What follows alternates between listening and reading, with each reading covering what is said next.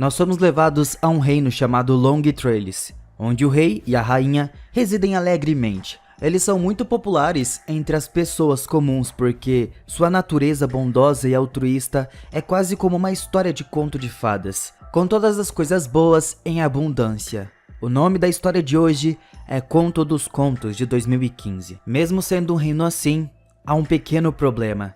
Devido a uma condição médica extremamente rara, a rainha é informada de que nunca será mãe.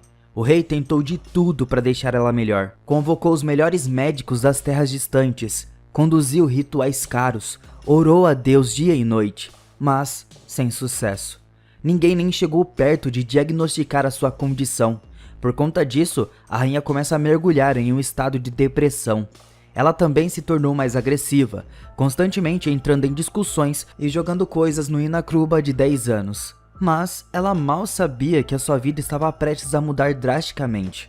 Uma noite, um homem misterioso com uma túnica negra chega ao castelo, alegando que pode curar a rainha. Isso deixa o casal atordoado, e o rei com raiva pergunta se ele estava brincando.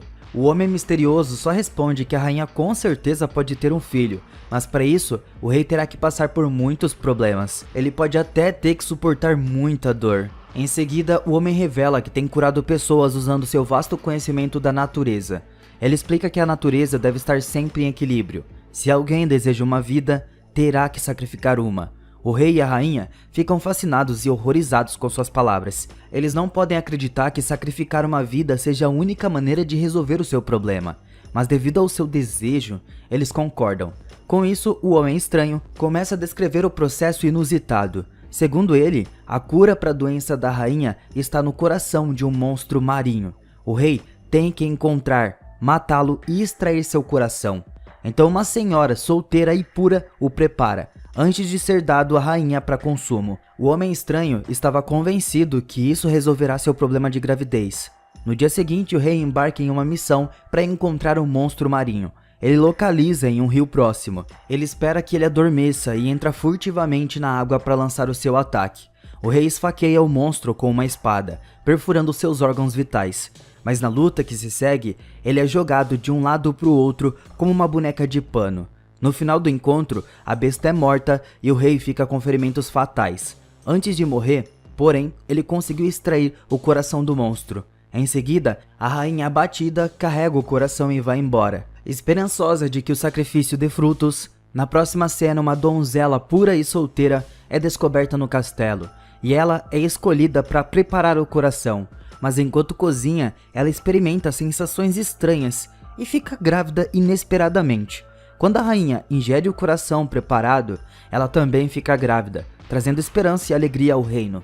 9 meses depois, ambas as mulheres dão à luz aos seus filhos ao mesmo tempo. É quase como se fossem gêmeos.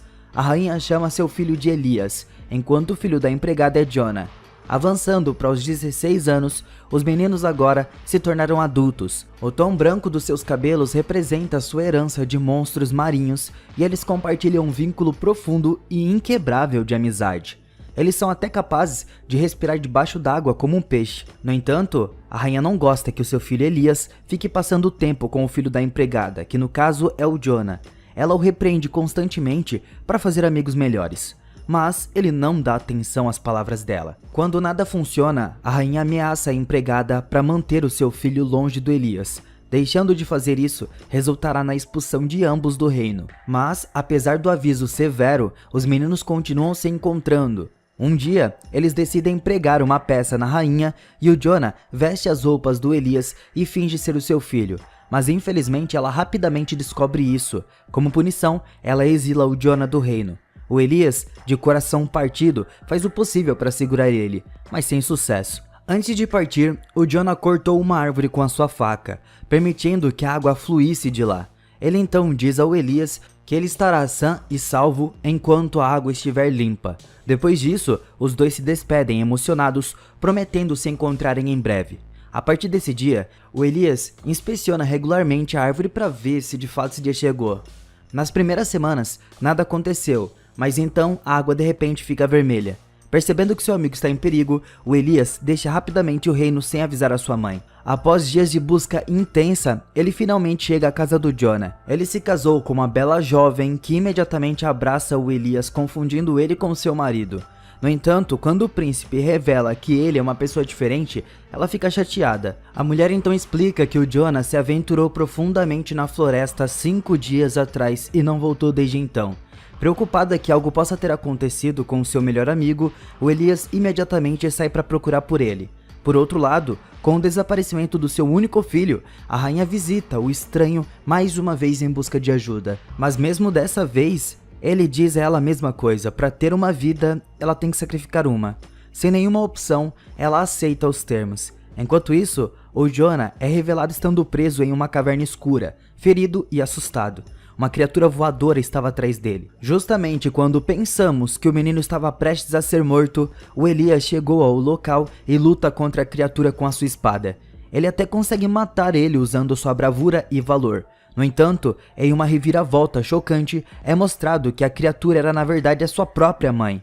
Ela se sacrificou pelo bem do seu filho. Dessa maneira, os dois retornam ao seu reino e o Elias finalmente sobe ao trono, pronto para conduzir o seu povo a uma nova era.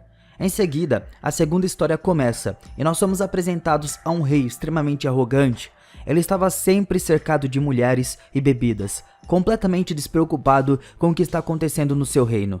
A única coisa que falta é uma esposa amorosa, o que não deve ser muito difícil de encontrar considerando a sua enorme influência e fortuna.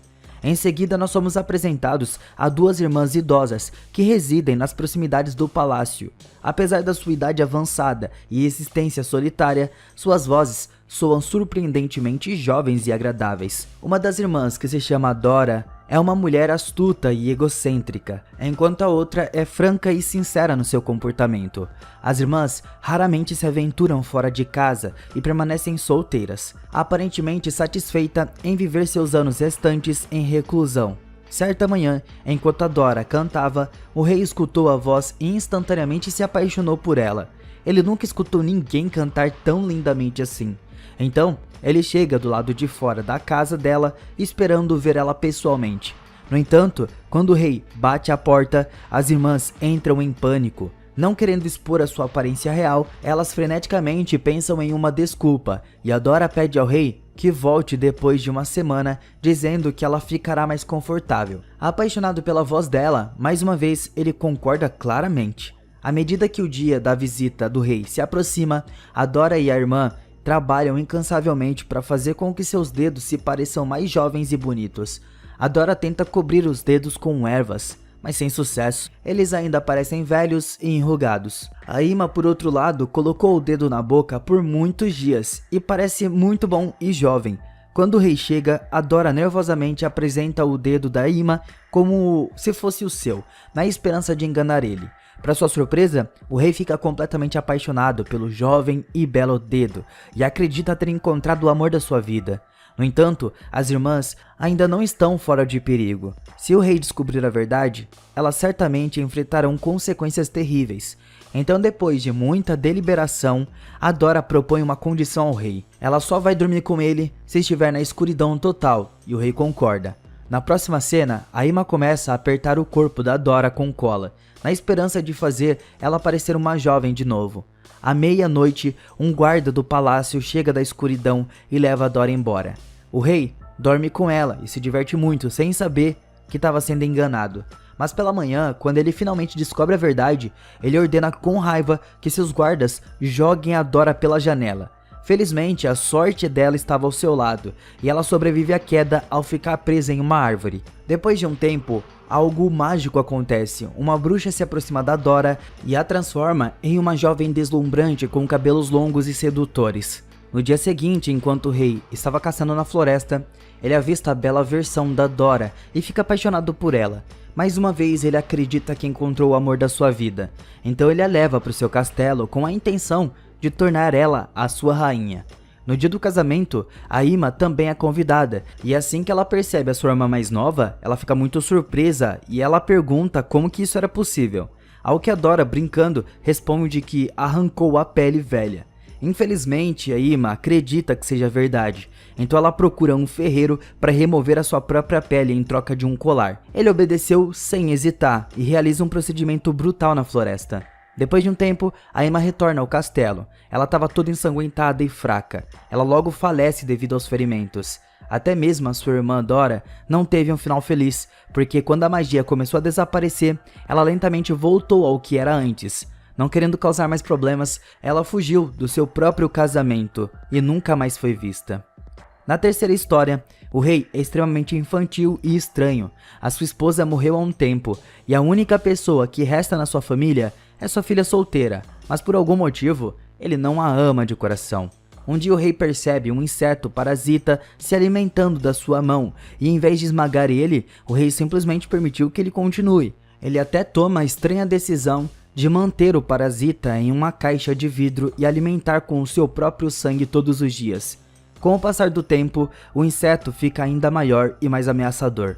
O rei fica tão doido com isso que negligencia o bem-estar da sua filha. Mas um dia, o amado parasita adoece e morre. Incapaz de desviar a sua mente da tragédia, o rei decidiu casar a sua filha Violet. Ele decide realizar uma grande competição, com o vencedor ganhando a honra de se casar com a princesa. Ela estava animada e apreensiva com a ideia, porque esperava encontrar o amor da sua vida. No entanto, ela concorda em participar e a notícia se espalha por todo o reino. Surpreendentemente, o rei arranca a pele do parasita morto e exibe no seu palácio. Ele anuncia que quem adivinhar o nome do inseto vencerá. Centenas de pessoas vão ao palácio na esperança de poderem se casar com a princesa. No entanto, ninguém possui sabedoria para adivinhar o nome misterioso do inseto. Isso perturba o rei, e quando parece que sua filha permanecerá solteira, alguém aparece. Um ogro chega ao castelo e adivinha o nome do inseto corretamente. Percebendo que ela tem que se casar com esse ogro, a Violet tenta tirar a sua própria vida, mas seu pai rapidamente a acalma e a convence a seguir em frente. Em seguida, o ogro leva a Violet para sua casa, que é em uma caverna no alto das montanhas. Ele alimenta ela com nada além de carne crua e a mantém confinada o tempo todo. Mas, um dia, enquanto ele estava caçando, a Violet vê uma mulher na montanha e fica feliz. Ela explica sua situação e implora por ajuda. A mulher promete voltar com reforços no dia seguinte, e ela retorna com a sua família e resgata a Violet com sucesso. No entanto, ao longo do caminho, o ogro gigante os alcança e acaba brutalmente com a família um por um. Ele leva Violet de volta para a caverna e abraça ela apaixonadamente. Mas quando o ogro estava distraído, ela pega uma faca e o mata de uma vez por todas.